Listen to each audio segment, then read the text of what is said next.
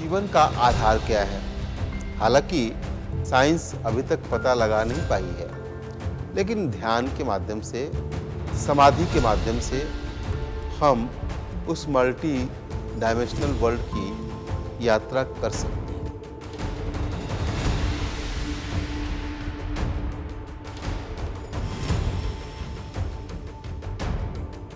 Multi dimensional world क्या है?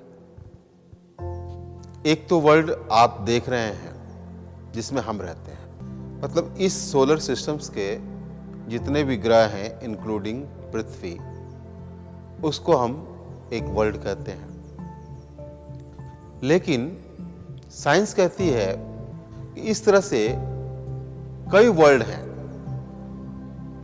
जिसको हम मनुष्य जाति के लोग ढूंढ नहीं पाए हैं, खोज नहीं पाए हैं। तो उस मल्टी डायमेंशनल वर्ल्ड में क्या जीवन है या नहीं है, कि उस मल्टी डायमेंशनल जो वर्ल्ड, विभिन्न जो वर्ल्ड हैं, उनके साथ हमारा क्या संबंध है। तो इस विषय में आप जब प्राचीन धर्म ग्रंथों में, खासकर सनातन धर्म ग्रंथों में आप जाएंगे तो पाएंगे क्या कि हमारे यहाँ ऋग्वेद में, यजुर्वेद में, सामवेद में, अथर्ववेद में मल्टी डायमेंशनल वर्ल्ड की चर्चा की गई है।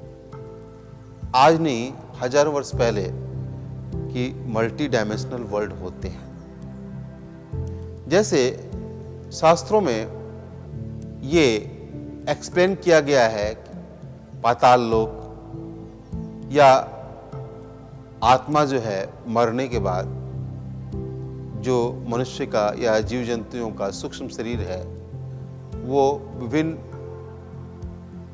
वर्ल्ड में, विभिन्न विश्वों में, लोक में जाती है और वहाँ अपना समय व्यतीत करती है। उसके बाद फिर जब उसका समय आता है तो दोबारा जन्म लेकर वो इस पृथ्वी पर आती है। तो इस तरह की बातें हमारे शास्त्र या ऋग्वेद वगैरह करते आए हैं शुरू से, और इसको डिफरेंट स्टोरी के माध्यम से पुराणों में, पौराणिक कथाओं में इसका वर्णन किया गया है। आज का फिजिक्स भी मानता है कि इस तरह से कई वर्ल्ड इस पूरे यूनिवर्स में हैं जिसकी खोज हमारी साइंस नहीं कर पाई है। तो उसमें जीवन का आधार क्या है? हालांकि साइंस अभी तक पता लगा नहीं पाई है, लेकिन ध्यान के माध्यम से, समाधि के माध्यम से हम उस मल्टी डायमेंशनल वर्ल्ड की यात्रा कर सकते हैं। ये सुनने में थोड़ा भौतिक विज्ञान को, शास्त्रियों को, या जो लोग फिजिकल वर्ल्ड को ही सब कुछ समझते हैं, उनके लिए थोड़ा मुश्किल होगा, लेकिन जो फिजिक्स के साइंटिस्ट हैं वो इस पर विश्वास करते हैं कि चीज़ें जो हम देख रहे हैं, जो समझ रहे हैं, हमारे विज्ञान की नज़र में है, उसके बाहर भी, बियॉन्ड भी जीवन है, लाइफ है, जो डिफरेंट वर्ल्ड में, विभिन्न छोटे छोटे वर्ल्ड में बटी हुई है, और जिसको हम समझ नहीं सकते, देख नहीं सकते। अभी जैसे उदाहरण के तौर पर मैं आपको बताऊंगा, एलियन का नाम आपने सुना होगा। एलियन की चर्चा, पृथ्वी एलियन देखा गया। यहाँ एक उड़न तस्तरी की कल्पना है कि उड़न तस्तरी से लोग आते हैं, चले जाते हैं विभिन्न लोकों में, लेकिन लोग उसको पकड़ नहीं पाए हैं कि उड़न तस्तरी क्या है और एलियन क्या है। ये कॉन्सेप्ट होती है कि फलाने विश्व के उस कोने में एलियन देखा गया, ये देखा गया। जो विभिन्न जो वर्ल्ड हैं, इस वर्ल्ड के अलावा वो समय समय पर प्रकृति उसका भी नजारा दिखाती है कि वहां भी जीवन है। आपने अभी तक खोज नहीं की है, इसका अर्थ ये नहीं कि वहां जीवन नहीं है, जीवन उनका भी है, और उनका संबंध हमारे साथ है। क्यों संबंध है, इसकी परिभाषा योग देता है। इस मल्टी डायमेंशनल में आत्मा जो है, सोल जो है, प्योर कॉन्शियसनेस जो है, वो एक ही है, वो कोई दो चार नहीं है। चाहे वर्ल्ड के कितने भी वर्ल्ड बन जाए वो सब उस आत्मा से निकले हैं। जो हमारी अनकॉन्शियस चेतना है उसके द्वारा ही सभी वर्ल्ड गाइडेड हैं और उत्पन्न किए जाते हैं। ये जितने भी डिफरेंट वर्ल्ड हैं वो सब की निर्मात्री प्रकृति है। सिर्फ प्रकृति इसी वर्ल्ड तक सीमित नहीं है, उसका एक्सपेंशन हजारों गुना आप सोच भी नहीं सकते कि वो इतने व्यापक है कि उसमें कई वर्ल्ड समा जाएं उस प्रकृति के अंदर। लेकिन इसको योग कहता है कि इसको हम ध्यान के माध्यम से जान सकते हैं। पातंजल योग सूत्र का एक अध्याय है विभूतिपाद। विभूतिपाद में इसी मल्टी डायमेंशनल वर्ल्ड की चर्चा की गई है।